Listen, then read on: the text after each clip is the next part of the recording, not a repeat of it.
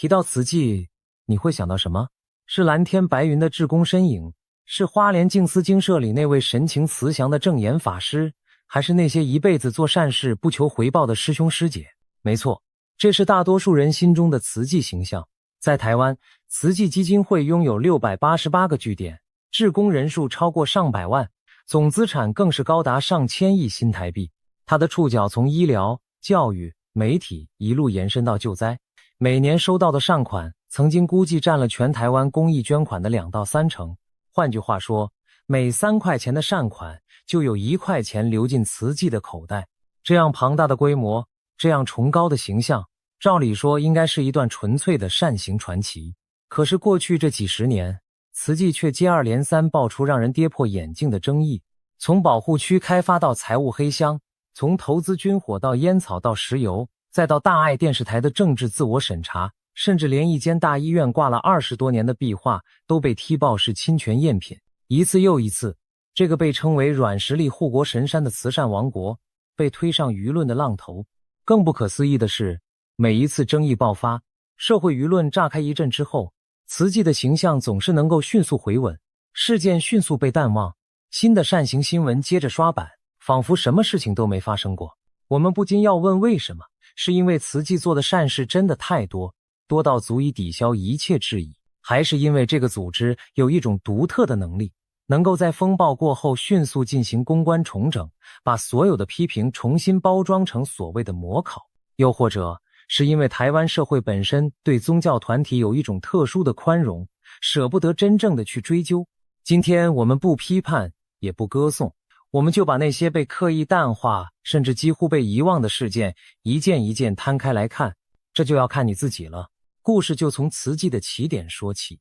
1966年，29歲的释證嚴法師在花蓮成立了佛教克難慈濟功德會，這就是今天慈濟基金會的前身。慈濟之所以能從一個小小的功德會發展成今天的龐然大物，靠的就是一個傳奇故事。這個故事大家應該都聽過，叫做一灘血。傳說證嚴法師到花蓮鳳林鎮的一間私人診所探望弟子的父親，看到地上有一灘血跡，問了之後才知道是一位豐濱的原住民婦女小產，因為繳不出8000元的保證金，被醫院拒絕收治，硬生生被抬回部落。故事說到這裡，相信大多數人聽完都會掉眼淚。一個生命因為沒錢被拒於門外，一位法師心生不忍，決心興辦慈善事業，多麼動人的開端。可是你知道嗎？這個故事其實有人從一開始就不認同。時間來到2001年，那間被影射拒收孕婦的私人診所的醫師子女站了出來，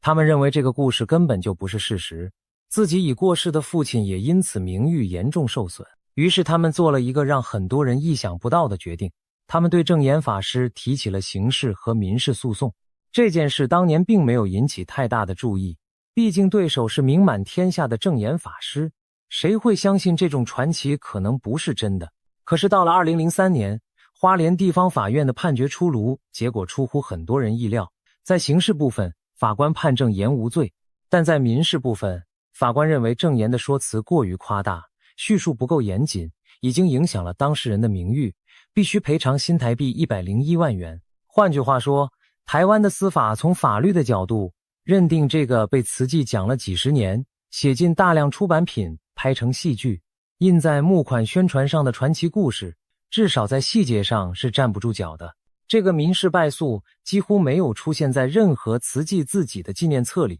慈濟官方版本的傳記從來不會告訴你這個故事的細節曾經在法庭上被質疑過。慈濟的志工培訓教材從來不會提到那位被影射拒收孕婦的醫師，他的子女曾經為了父親的名譽跟證嚴法師打過官司，而且贏了民事這一回合。慈濟的對外宣傳影片永遠都只會用最戲劇化的方式呈現那一灘血的畫面，配上感人的音樂催出觀眾的眼淚，然後接着畫面切到證嚴法師慈悲的眼神。而我們之所以提起他，不是要去推翻證嚴法師的初心，而是想說一件事，慈善的源頭故事。如果連法院都認為不夠嚴謹，那麼後面陸續爆出來的種種爭議，是不是更值得我們好好看一看？一個從源頭就帶着爭議的故事，是怎麼被一個龐大的組織不斷複製、不斷放大，最後變成全民共同記憶的。這個過程本身就是一個值得研究的社會現象。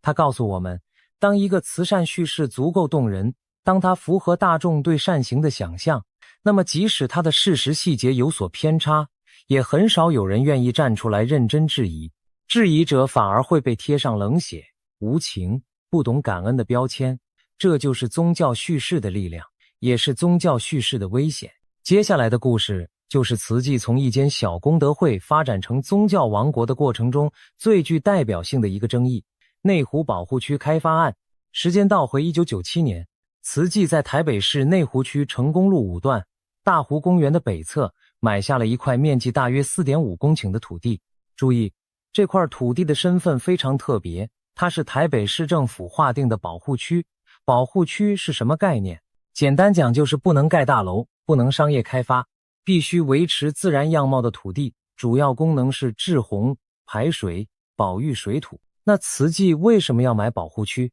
答案很簡單，因為便宜。一塊保護區的價格可能只有一般建地的1/10。買下來之後，慈濟原本計劃要在這裡蓋一間兒童醫院，聽起來很有愛心，對不對？問題是，當地居民並不買單。1998年，內湖大湖裡的居民舉辦了一場公投，一致通過反對慈濟在這裡開發。為什麼這麼反對？因為這塊地原本就是天然湖泊，地形上是一個排水漏斗的最前端，雨水會在這裡匯聚之後再排到大湖。一旦這裡蓋上大型建物，無異於拿一個塞子塞住了漏斗的出口，水退不出去，周圍幾十戶農地隨時可能被淹。建築大師姚仁喜、台大城鄉所的黃麗玲教授都出來呼籲，這裡應該規劃成水土保育的生態示範園區，而不是蓋大樓。可是慈濟並沒有放棄，在被居民公投否決之後，他們轉了個彎，把原本的兒童醫院計劃改成內湖環保站，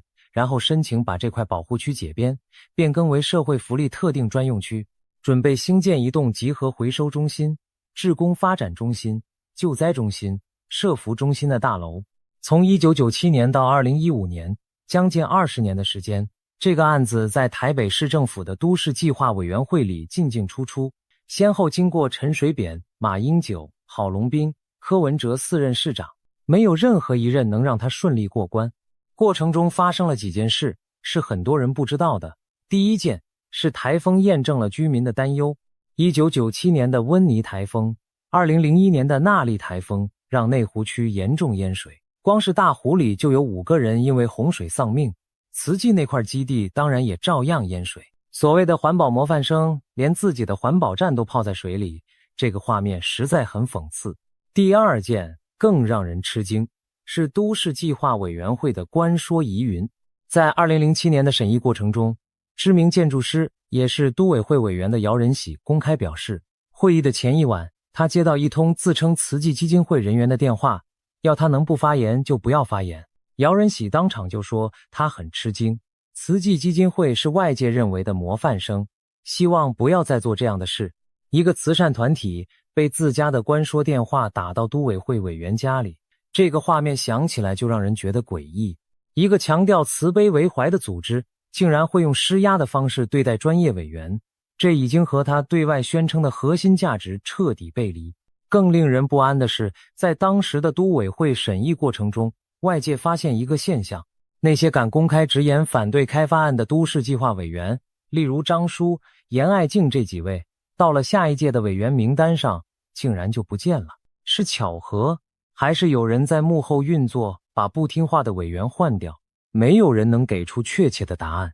但這個現象當時讓環保團體相當悲觀，認為慈濟案很可能就快闖關成功了。第三件是台大地質系教授陳宏宇出席會議時的硬話，他公開說，保護區及山坡地的過度開發是坡地災害的主要原因，也是平地淹水的主因，強烈建議暫緩開發。他甚至直接批評學者專家不應該被主辦單位拿來當作都市計劃變更的一顆棋子。到了2015年初，事情終於走到攤牌的時刻。當時的台北市長柯文哲一句奇怪也，質疑為什麼保護區可以開發，把這個案子推上輿論的最高點。一時之間，全台灣都在罵慈濟，常年挺慈濟的世昭會法師跳出來護航，反而激起更多的反感。最後在2015年3月16號，慈濟基金會在花蓮靜思精舍開了一場罕見的記者會，宣布內湖案即日撤案。當地大湖里長洪美惠的評論非常一針見血，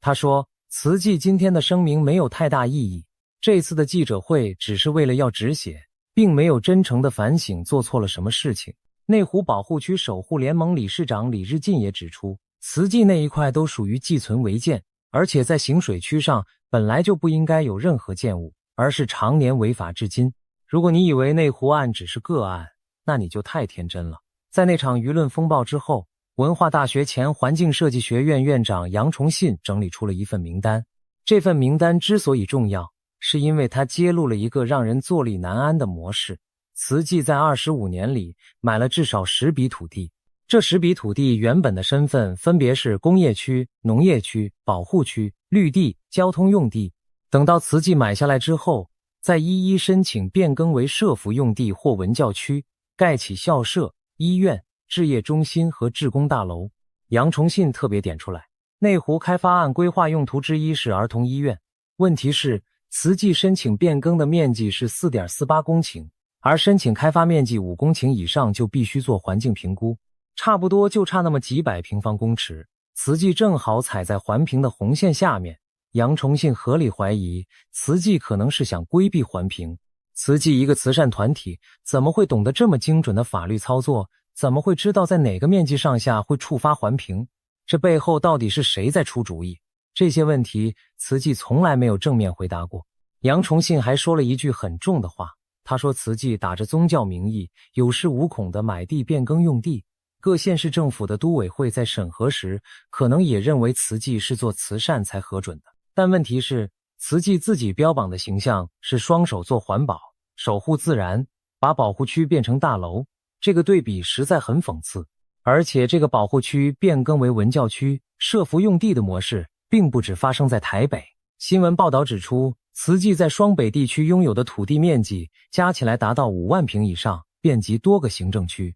其中有些是基金會直接買的，有些則是透過個別師兄師姐的名義持有，再由信徒以贈與或信託的方式轉到組織名下。當這個模式被外界揭露之後，慈濟並沒有否認，只是強調這些土地都是依法取得，用於公益目的。但是法律的合規跟道德上是否站得住腳是兩件不同的事情。一個慈善團體到底有沒有必要擁有這麼大規模的土地資產？這些土地的取得過程，每一筆都經得起檢視嗎？這些問題至今沒有得到完整的回應。更值得注意的是，2015年3月20號，慈濟在輿論壓力之下宣布開放捐款明細查詢。當天上午8點開始，許多媒體記者持續刷新慈濟的網站，可是網站卻顯示維修中，一直到上午10點多才終於開通。而且開通之後也有限制，只開放2014年1月到2015年1月，這短短1年的入賬資料，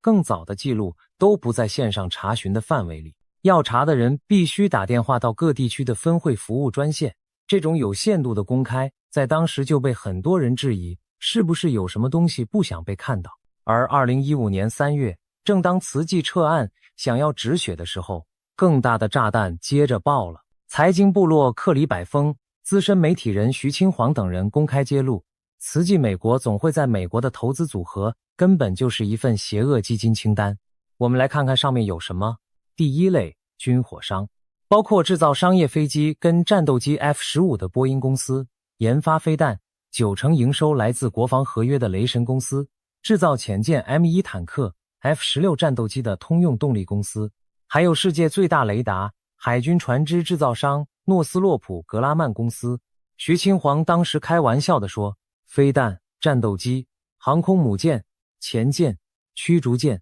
坦克都有了，這幾家的軍火組合戰鬥力相當強大，軍火成分很高，應該毋庸置疑吧。第二類，菸草和酒商，包括全世界最大的菸草跟酒品制造商奧持亞，也就是萬宝路的母公司，還有美國第2大菸草公司雷諾菸草。第三類，石油公司，包括英國石油、康菲、雪佛龍、艾克森等等。石油業在美國的公益圈被視為環保的天敵，一般慈善基金會通常都會主動避開。第四類，基因改造農業，最有名的就是孟山都。孟山都是什麼公司？除了是基改食品的最大推手以外，它也是美軍當年在越南大量灑落的成劑製造者之一，破壞越南生態環境，製造許多畸形兒的主要供應商。第5類，血汗賣場，包括沃爾瑪。沃爾瑪在美國是以血汗聞名的，對於環境的破壞、反對工會、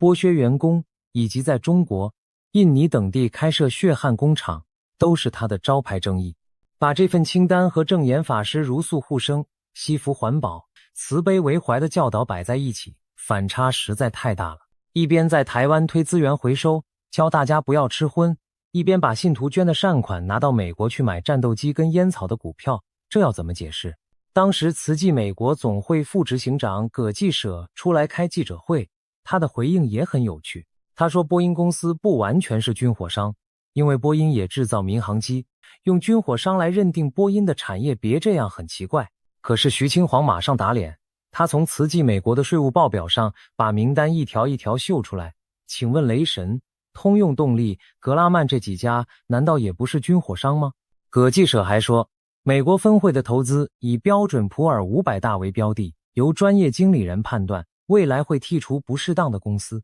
可是李百峰從報表上看出來的根本不是這樣。他發現美國慈濟的證券交易非常頻繁，有的股票甚至只持有幾天就賣掉，這完全不是穩健投資、長期持有的操作，反而比較像是頻繁進出、收取交易退佣的模式。這就讓人懷疑慈濟美國分會表面上是炒股保值，背後到底有沒有其他更難以啟齒的目的？更糟糕的是慈濟基金會的回應。台灣本會說，慈濟美國分會的投資因為各分會財務獨立，需要自力更生，各分會人員有可能操作投資，一切符合當地法令。台灣慈濟總會不了解，也不會過問其投資標的。這個回應一出來，全台灣譁然。一個慈善團體竟然連自己分會的錢被拿去買軍火都不知道。不過問，那慈濟在全球133個國家地區的善款，到底還有多少這樣的邪惡投資？沒有人說得清楚。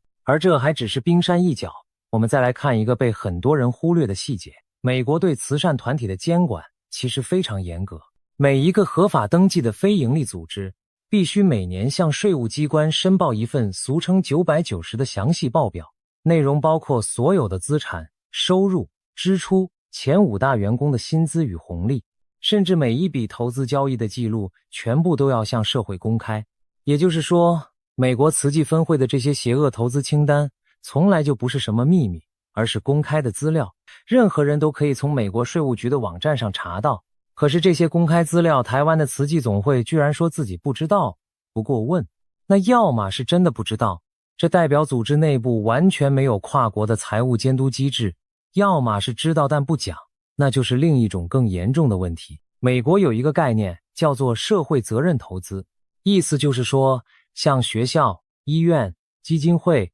養老退休基金、宗教團體及非營利組織機構等等，因為本身肩負社會責任，因此有些投資標的是不適合投資的。比較有名的反例就是菸草、酒、賭博、軍火、色情、重污染產業這幾大類。一旦這些大型機構被發現持有不該持有的股票，通常第一時間就會公開道歉並調整投資組合。美國的慈善文化是這樣運作的，可是慈濟美國分會的做法明顯不符合這個基本標準。葛繼舍在記者會上承認，美國慈濟總會在2005年那一年的股票投資金額高達1400多萬美元，全年進出2000多筆交易。一個慈善基金會每年買賣股票2000多筆，這個交易頻率跟一般的對沖基金有什麼差別？而且如果只是穩健保值，根本不需要這麼頻繁的進出。這個操作模式背後到底是什麼樣的邏輯？是經理人想多賺一點佣金，還是有人在借慈善基金會的名義做一些其他的事情？這些問題到今天都沒有一個讓人完全信服的答案。接下來這個故事發生的時間距離我們最近，也是讓很多人對慈濟印象徹底改觀的一個關鍵。這就是大林慈濟醫院的佛陀問病圖盜圖事件。事情要從1999年說起，當時慈濟正在嘉義大林興建一間大型醫院，這就是後來的大林慈濟醫院。證嚴法師委託了一位畫家，他叫李建宜，當時他是國立台灣藝術大學美術系校友會的常務監事，玄奘大學藝術設計學院的院長，是台灣藝術界很有名望的人物。證嚴法師委託他畫一幅大愛圖，要放在大林慈濟醫院挑高4層樓的大廳主壁面。李建宜為了這幅畫，從素描稿到上畫布，每個月跟證嚴法師溝通一次進度，前後花了1年又4個月。畫的內容是把證嚴法師、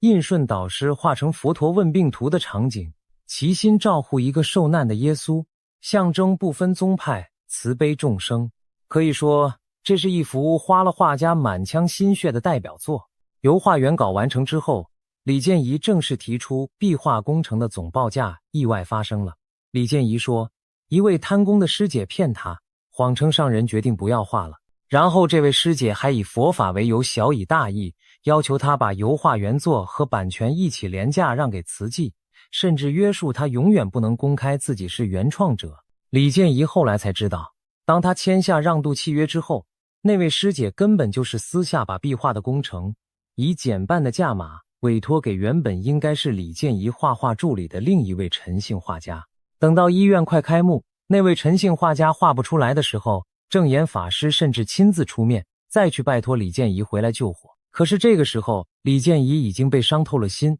他拒絕了。最後，那幅尺寸巨大、品質粗糙的壁畫被掛了上去，左下角竟然簽上了陳姓畫家的名字。這就是大林慈濟醫院大廳那幅佛陀問病圖的真實身世。一幅造價100億的醫院門面，掛的是一幅構圖完全來自李建宜原稿，署名卻不是他的贗品。李建宜在2014年就在臉書上寫過這段往事，他說這是他此生最大的遺憾，當時並沒有引起太多關注。時間快轉到2025年1月，作家苦苓在臉書上重新爆料這件事，配上他們不是第一次這樣做的標題，輿論瞬間引爆。大林慈濟醫院在1月8號發出聲明，承認當年的壁畫確實是依李建宜的原稿臨摹完成，並表示會在壁畫前加注原創作者的身份。慈濟醫療志業執行長林俊龍也親自打電話給李建宜致意。可是這個處理方式，李建宜的兒子李成道並不接受。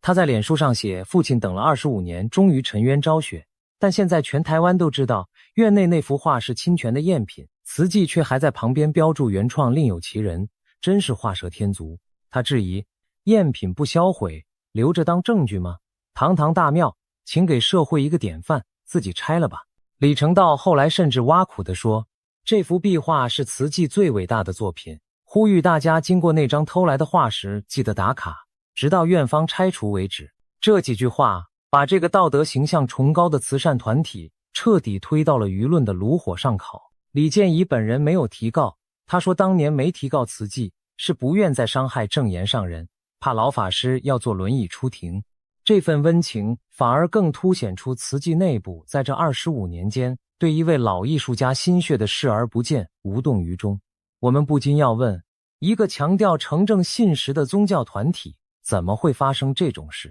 是制度有問題，是人有問題，還是整個組織文化已經把這種事當成日常？另外一個讓網友炸鍋的細節是慈濟內部當時的處理方式。據李建宜公開的描述，那位貪功的師姐當時對他用了一招很經典的話術，叫做曉以佛理。也就是說，這位師姐用宗教的高度去說服李建宜放下、讓出，不要計較。他大概是用了什麼布施、無相、無我、慈悲不執着之類的話語。一個畫家花了1年4個月的心血，被人用佛經的詞彙騙走了版權。這件事如果不是李建宜親口說出來，誰會相信？而這套用宗教語言來行騙的話術並不是個案，而是某些慈濟人在處理外部關係時候慣用的手段。當事情有爭議的時候，先把對方用宗教高度壓下去，讓對方覺得不放下就是不修行、不慈悲、不夠覺悟。這種道德綁架的力量比任何契約都更難以反抗。百萬網紅 Cheap 在事件發生之後也站出來，列出了這次壁畫事件的4大關鍵。第一，這是一件持續了25年的侵權事件，不是最近才发生的。第二，李建宜當年是被慈濟內部人員用宗教語言誘導下，放棄了版權與署名權。第三，慈濟在事件爆發後的補救方式，只是在壁畫旁邊加注原作者，並沒有拆除贗品，這個處置等於是承認侵權，但不打算改正。第四，證嚴法師對外的6字回應，據說是請大家放下。Cheap 對此回應感到非常震驚，他說怎麼可能？一個藝術家的25年血淚，怎麼是2個字放下就能交代過去的？這個事件可以說徹底揭開了慈濟在處理內部糾紛時的真實面目。我們再來看一個跟政治文化有關的爭議，這就是2018年的稚子之心事件。大愛電視台是慈濟基金會旗下的衛星電視台，在1998年元旦開播，標榜不接受商業廣告，純粹做公益。它的資金有1/3來自慈濟環保志工資源回收的所得，其他則來自捐款。可以說，大愛台是慈濟對外的形象窗口，也是文化重鎮。2018年5月10號，大愛台播出一部新戲叫《稚子之心》，這部戲一共拍了35集，劇本改編自一位高齡91歲的慈濟志工林智慧的真實故事。林智慧是台灣日治時代台南的富家女，18歲時不顧家人反對，自願到香港、廣州擔任戰地護士，後來終生投入護理工作。這是一部以個人生命史為主軸的歷史劇。可是這部戲才剛播2集，問題就來了。中國大陸的網友看了之後，痛批這部戲美化日軍，跪舔殖民統治，賣國求榮。中國國台辦發言人安峰山公開表態，說這出電視劇美化侵略戰爭，理所應該受到兩岸民眾共同反對。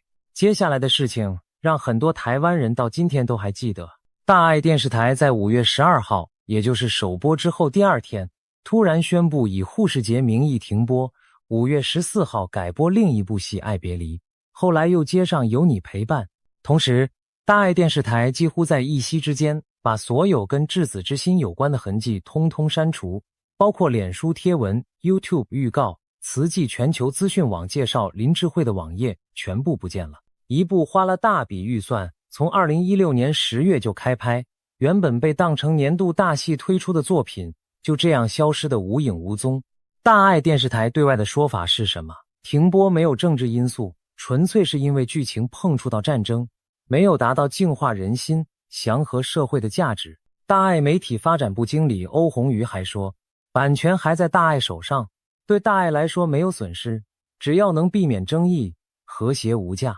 可是當時的 NCC 副主委翁百宗點得很清楚，這就是為了和諧而停播。NCC 委員直接表示，對於中共政治力因素沒有直接證據，但不排除這個可能。清華大學社會所所長陳明奇也說，慈濟作為宗教慈善團體，是台灣公民社會的一環，對於台灣最重要的民主人權與言論自由，應該共同捍衛，而不是受到中國鉗制，就自我設限與退縮。畢竟沒有民主與自由，就沒有宗教自由，也沒有行善的自由。2年後，到了2020年，大愛電視台的衛星執照到期，申請更換 NCC， 翻出當年稚子之心無預警停播這筆舊賬，連續4個月共收到48件客訴，認為節目編排機制有疑慮，把換照案直接卡住，要求慈濟派人到 NCC 說明。這就是大愛台被中國介入下指導棋的代價。稚子之心事件背後其實牽涉到一個更大的問題，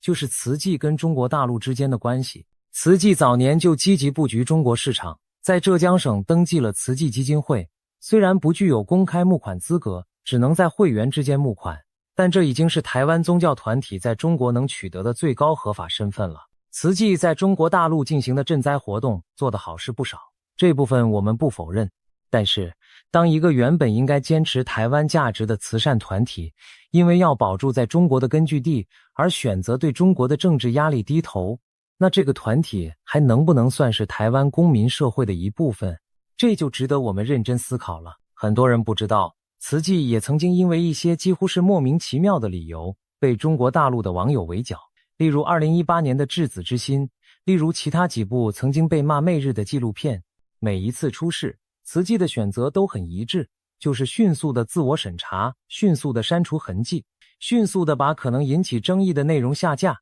這個本能反應已經不像是一個宗教慈善團體應該有的反應，反而比較像是一個跨國公司在維護中國市場時的標準操作。當慈悲為懷遇上市場利益，當宗教自由遇上對岸壓力，慈濟的選擇是什麼？這個問題每個信徒都應該問自己一次。接下來再說一個比較近的爭議，2021年的 BNT 疫苗採購案。那一年新冠疫情正在台灣燒得火熱，疫苗供不應求，鴻海跟台積電已經各自宣布要採購1000萬劑 BNT 疫苗。緊接着慈濟也站出來宣布要採購500萬劑 BNT 疫苗，全數捐給政府提供民眾施打。慈濟一開始的申請過程並不順利，當時的指揮官陳時中曾經回應，先讓鴻海跟台積電進行採購，慈濟接下來再做。這個說法激起了部分輿論的反彈。最後到了2021年7月21號，慈濟跟鴻海、台積電一樣，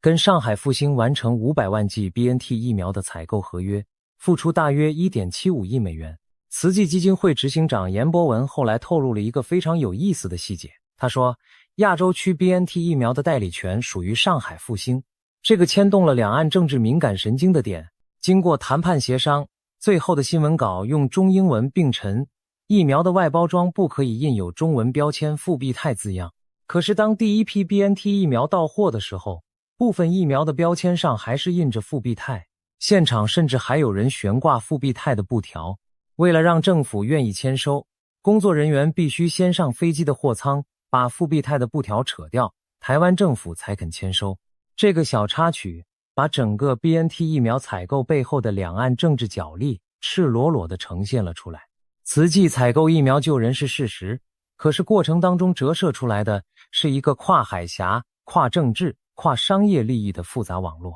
一個慈善團體竟然有能力跟上海復星談判談到這個程度，這背後的關係到底深到什麼地方，沒有人說得清楚。把這些事件擺在一起看，你會發現一個有趣的現象，慈濟身上似乎同時存在着兩個截然不同的形象，一個是大眾熟悉的藍天白雲的慈悲喜捨的善行形象，另一個則是一個龐大、複雜、不透明，跟政治和商業緊密交錯的全球性宗教企業。這個雙重形象的衝突從很多細節都可以看出來，比如說慈濟基金會旗下的事業版圖到底有多大。根據早年的整理，慈濟基金會的基金數額曾經高達262億元，慈濟大學的資產接近100億，慈濟綜合醫院系統的資產120億以上，加上慈濟技術學院、附屬高級中學、實驗國小、海外人文學校、語言教學中心，再加上大愛電視台、大愛網絡電台、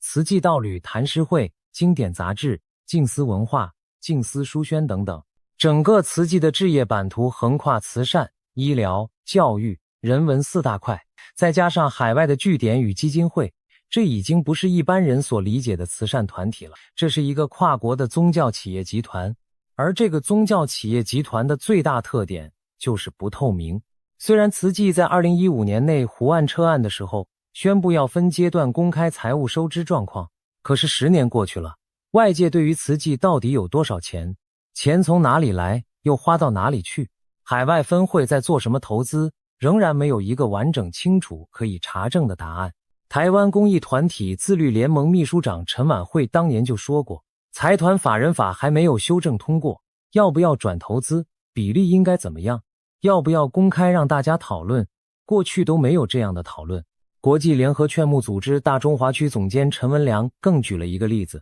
他說連教宗方濟各都把梵蒂岡的財務交給一個外部的會計師事務所去查賬，用這樣的方式革新教廷。即便是天主教這樣有歷史、有規模、受尊重的宗教團體，內部也有這樣的問題，所以慈濟也不用太挫折。換句話說，問題的核心不在於慈濟有沒有做善事，而在於一個拿走全台灣2到3成善款，擁有上千億資產，號稱100萬志工的慈善團體，到底要不要接受跟它規模相符的透明度跟外部監督？這個問題，慈濟至今沒有給出讓社會滿意的答案。更值得深思的是，這些爭議背後反映出的組織文化，從大林慈濟醫院的壁畫事件，到內湖開發案疑似關說的電話，再到美國分會神不知鬼不覺的軍火投資，這些事件的共同模式是什麼？是底下的人辦事的時候出了錯，走了偏，或者自作主張，可是高層永遠不知情，永遠是被貪功的師姐不過問的分會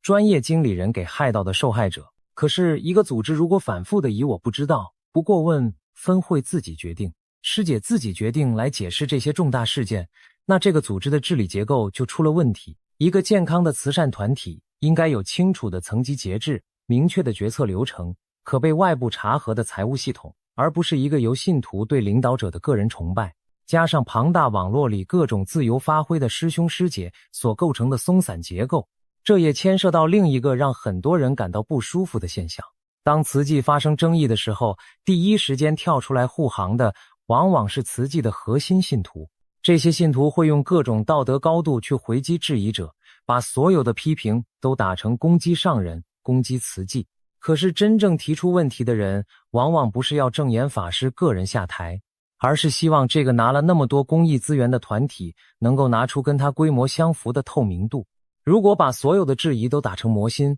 不正常的言論反而會讓這個龐大的組織更難看見自己的盲點。更值得關注的是，在慈濟的內部文化裡，有一種非常獨特的個人崇拜現象。證嚴法師被尊稱為上人，一切重大決策都要透過上人辭示。底下的師兄師姐無論年紀多大、地位多高、事業多成功，在上人面前一律自稱弟子。許多信徒會在臉書、在 Line、在私下聚會時轉發上人的開示，把上人的話當成日常生活的指南。這種對單一個人的高度依附，在心理學上其實有非常明確的描述，這就是一種典型的精神領袖崇拜。在這種文化下，組織內部很難有人敢真正質疑領導者，更難有人敢挑戰核心決策。而當外界對組織提出質疑時，這些核心信徒的第一反應往往是把外界的質疑當成是對教主個人的攻擊，然後集體出動進行反擊。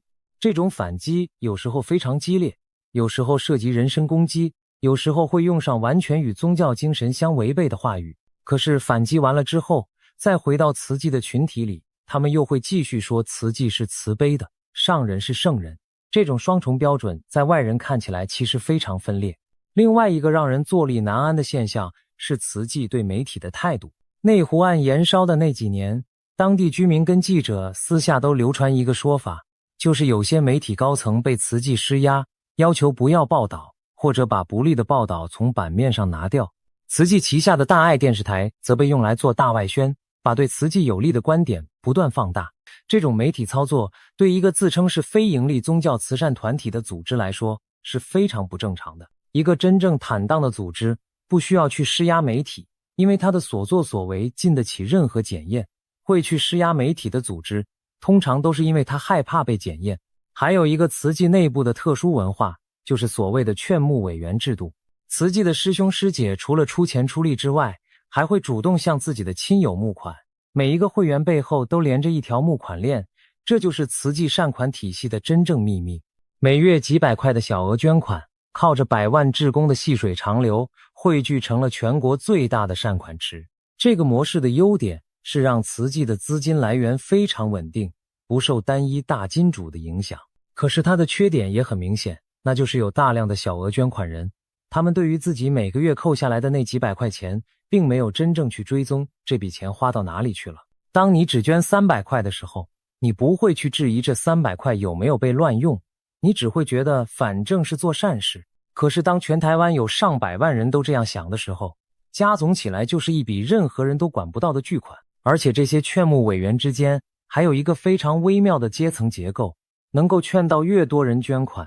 能夠介紹越多新會員的師兄師姐，在組織內部的地位就越高，越受到上人的肯定。這種以募款業績為導向的內部競爭，本來不應該出現在一個宗教慈善團體裡，但它卻是慈濟運作的真實樣貌。當募款變成業績，當業績決定地位，那組織的初心是不是已經在某個時刻悄悄走偏了？這也是為什麼會出現那位貪功的師姐用佛理欺人的事件。不是個別人的問題，而是整個結構鼓勵了這樣的行為。說到這裡，我們不能不講一句公道話，慈濟過去60年所做的善事是不容抹滅的。大林慈濟醫院、花蓮慈濟醫院讓多少病人得到醫治？慈濟的賑災隊伍出現在多少國際災難的現場？慈濟的環保志工回收了多少噸的垃圾？慈濟對台灣社會的貢獻，誰也無法否認。1991年，證嚴法師獲得菲律賓的麥克塞塞獎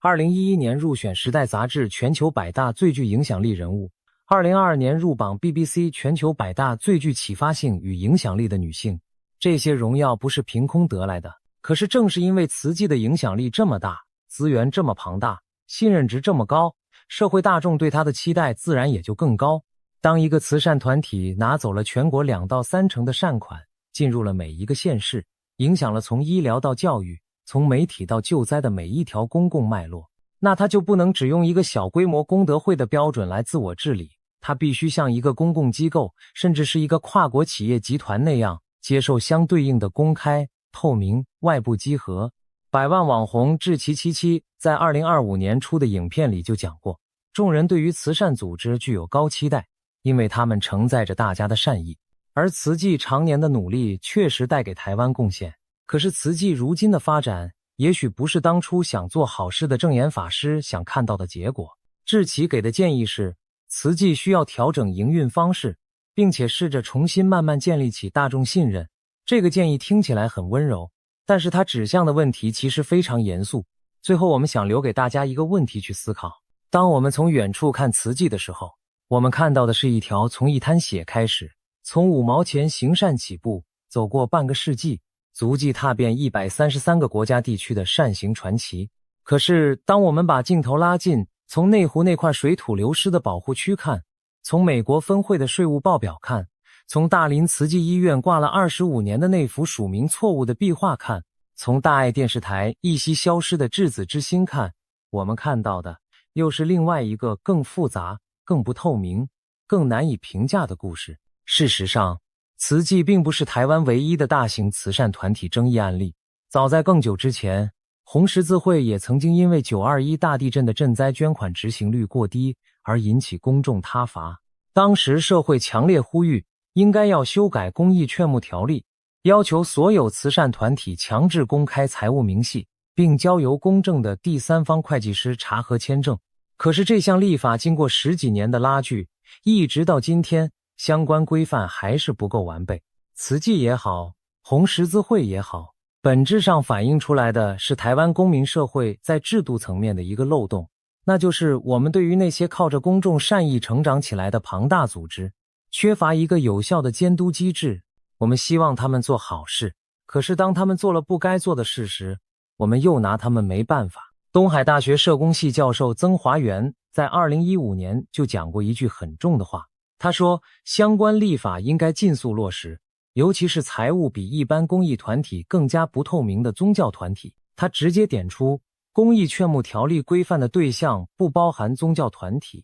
這個漏洞讓宗教團體可以躲在豁免的傘下，避開絕大多數的財務檢視。慈濟雖然是慈善基金會，但它的母體是佛教宗教組織，這種雙重身份讓它可以游走在不同的法規之間，享受最大的彈性，承擔最小的責任。這個問題不解決，未來還會有更多類似的爭議發生。到底哪一個才是真正的慈濟？也許答案是，兩個都是。一個龐大的組織同時擁有善行與正義、信仰與算計、慈悲與權謀，本來就是真實世界裡最常見的樣貌。我們不需要把慈濟神化，也不需要把它妖魔化。我們需要做的是用清醒的眼睛去看它，去問他每一筆錢花到了哪裡，每一個爭議的真相是什麼，每一個受傷的當事人有沒有被公平對待。要記住，提出質疑並不等於否定善行。一個真正成熟的公民社會，應該要能夠同時做到肯定一個組織的貢獻，